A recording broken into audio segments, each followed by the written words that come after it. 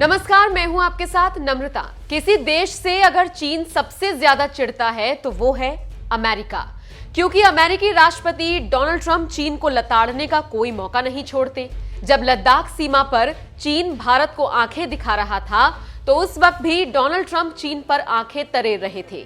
तो वहीं जब हांगकांग में लोकतंत्र समर्थक आंदोलन कर रहे थे तो उस वक्त भी ट्रंप लोकतंत्र समर्थकों के साथ खड़े नजर आए, जिससे चीन बुरी तरह से चिढ़ गया था। यही वजह है कि अब जब अमेरिका में खुलेआम लोकतंत्र की धज्जियां उड़ाई गई और इसके लिए डोनाल्ड ट्रंप के समर्थकों को जिम्मेदार ठहराया गया, तो चीन भला डोनाल्ड ट्रंप पर जोरदार हमला बोलने का मौका कैसे छोड़ सकता था।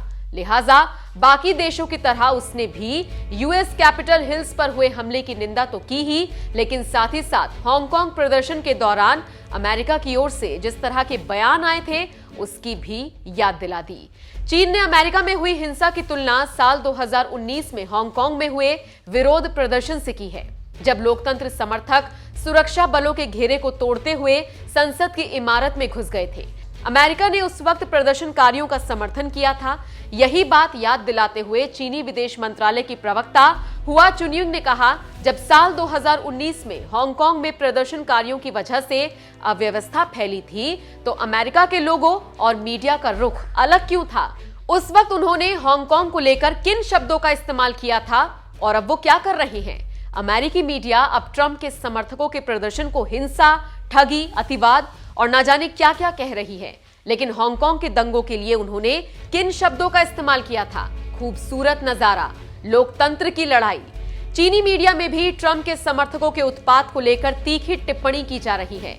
नैन्सी के दफ्तर में कुर्सी पर बैठे हुए ट्रंप के एक समर्थक की तस्वीर भी चीनी सोशल मीडिया में काफी तेजी से वायरल हो गई है, जिसे शेयर करते हुए ग्लोबल टाइम्स ने अमेरिकी स्पीकर नैन्सी पेलोसी पर निशाना साधा है और लिखा है, जब हांगकांग में प्रदर्शन हुए थे तो नैन्सी ने इसे खूबसूरत दृश्य बताया था। अब देखना होगा कि क्या वो कैपिटल हिल्स में हुए घटनाक्रम को लेकर भी ऐसा ही बोलती हैं। जिनपिंग की भाषा बोलने वाले सरकारी मीडिया ग्लोबल टाइम्स ने हांगकांग प्रोटेस्ट पर अमेरिका के नेताओं के बयान की भी याद दिलाने के साथ साथ ब्रिटेन के पीएम बोरिस जॉनसन को भी नहीं बख्शा, जिन्होंने हांगकांग के प्रदर्शनकारियों को फ्रीडम फाइटर्स कहा था। ग्लोबल टाइम्स ने पूछा, बोरिस जॉनसन अमेरिकी फ्रीडम फाइटर्स का समर्थन क्यों नहीं कर रहे हैं, ठीक उसी तरह जिस तरह से वो हांगकांग के प्रदर्शनकारियों का करते रहे हैं। बता दें, चीन को अमेरिका पर हमला बोलने का ये मौका राष्ट्रपति डोनाल्ड ट्रंप के समर्थकों की वजह से ही मिला, जिन्होंने यूएस कैपिटल पर जमकर हिंसा और उपद्रव किया। हालांकि इतने बवाल के बाद आखिरकार डोनाल्ड ट्रंप ने अपनी हार कबूल कर ही ली है और कहा है कि 20 जनवरी को वो स्वेच्छा से अपना पद छोड़ देंगे।